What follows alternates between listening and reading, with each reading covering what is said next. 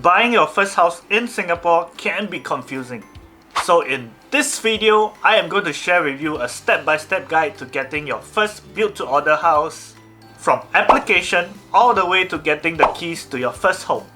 Of course, disclaimers, the information I am about to provide is only accurate to the day that this video is filmed. And I'm not paid or sponsored by HDB to do this. But if you're from HDB and you're watching this, let's see if we can work together. Step 1. Are you ready?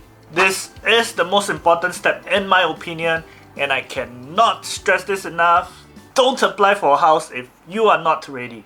And by that I mean you're not financially ready or emotionally ready to commit long term.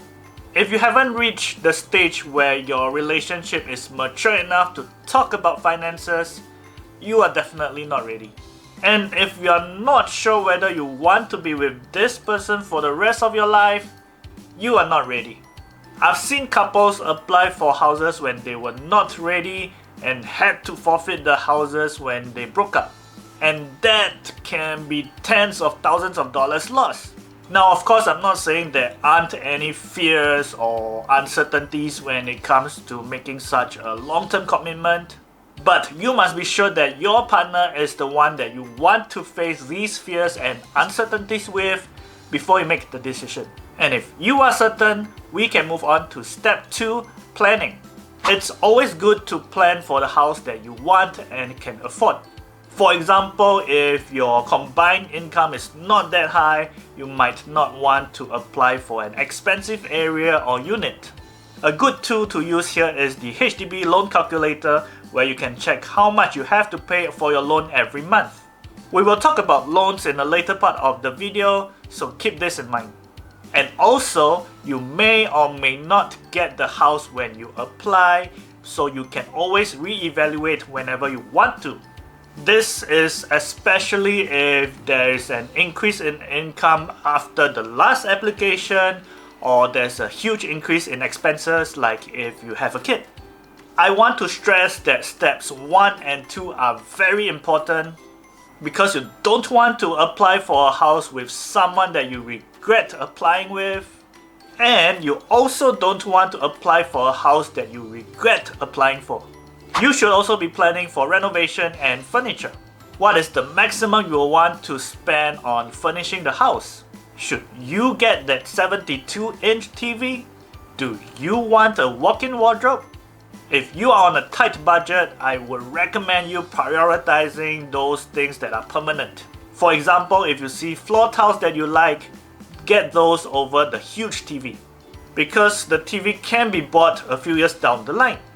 And if you want those tiles a few years down the road, it will be a lot more inconvenient to get them. Also, make sure you plan for unexpected expenses. This includes insurance in the event that you get hospitalized, accidents, critical illness, or death. And don't forget things like retrenchment. How many months can you go unemployed while looking for a new job? Make sure all these are well planned before you buy your house. Step 3. Application. Usually there are 4 application exercises per year, once every quarter.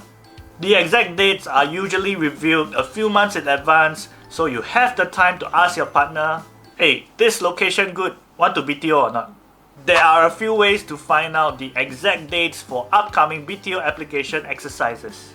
Number 1, the HDB website or social media channels. And number 2, subscribe to their mailing list to receive updates and notifications. Of course, the more popular the area is, the more competitive it will be. So you have to think about whether you want a better location or you want a higher chance to getting the house. The application itself is done on the HDB website. The process is quite straightforward and is actually the simplest of all the steps. That is, if you did the first 2 steps properly. Otherwise, you would be like, oh no, should we click the button? Should we click the button? Step 4, you wait. The results of your application will be announced a few months after. Basically nothing you can do at the moment, so go celebrate with a good meal or something. It's important to celebrate small wins in your relationship, and applying for your first house does count as a win. Because whether you get it or not, the two of you have made a commitment to want to own a house together. And that is definitely worth celebrating. Now, some of you will have to repeat the first few steps if your application is unsuccessful.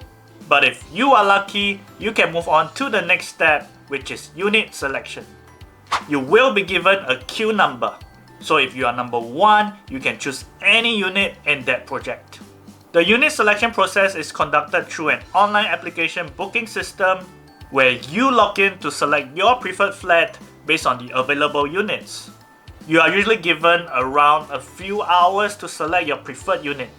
So before you select your unit, there are a few things that you might want to do. Firstly, select a few units that you might want.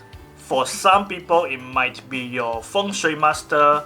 For some, it might be your numerology expert for the unit numbers. It's also recommended to attend the show flat or site before the application period. This is to get a better idea of the units available and to make a better informed decision when it comes to the time you need to select your unit. So shortlist as many units as possible so that when your top few units are taken, you still have options. Once you have selected your preferred unit, we are required to pay a booking fee, which typically is around $1,000 to $2,000 depending on the unit. You then move on to step 6, which is getting a loan. There are 2 available loans when it comes to owning your BTO. The first is the HDB loan, where the interest rate is fixed at 0.1% above the CPF ordinary account interest rate. At the time this video is filmed, the ordinary account is giving 2.5% interest, so your HDB loan interest is at 2.6%. Of course, this is subject to change, but it is more stable and fixed. So you can plan your finances with more predictability if you choose to take the HDB loan. The second kind of loan is a bank loan. This is variable and can change from below 1% to above 4%. This is more for people who want to make use of lower interest rates, and very importantly, it's for those who can weather the storm when interest rates go up. Because you don't want to be in the situation where your mortgage payment is more than what you can afford. How much you can loan will depend on a few things like your credit history, income, and liabilities. You will be issued a home loan eligibility letter or HLE, which tells you how much you can loan. It also provides information on the monthly repayment amount, the loan tenure, and the interest rate. Having an HLE is important because it helps you determine your budget. It also makes it more straightforward when getting a loan. I also want to talk about grants. Grants help you reduce the cost of your house and can save you up to tens of thousands of dollars. Now, there are several grants available, and each one depends on quite a few factors. Whether you're a first-time applicant or you are buying a BTO or resale. Because this video is focusing on getting your first BTO, I will talk about grants for both BTOs and resales in another video. So do subscribe and turn on the notification bell if you don't want to miss it.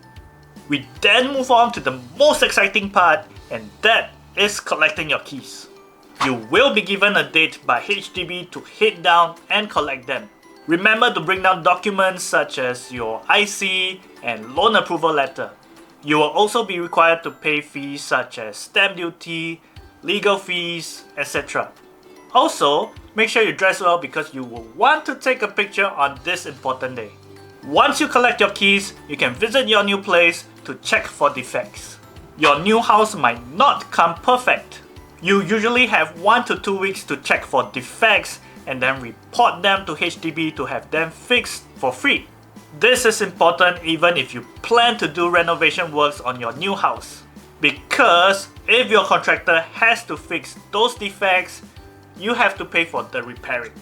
These defects include water damage. Check for any signs of water leakage such as water stains on the walls or ceiling, wet patches on the floor, or dampness in the bathroom or kitchen areas. Electrical and plumbing issues. Check that all electrical and plumbing fixtures are working properly, such as light switches, power sockets, taps, shower heads, doors and windows. Check that all the doors and windows can open and close smoothly and that there are no chips or cracks in the glass.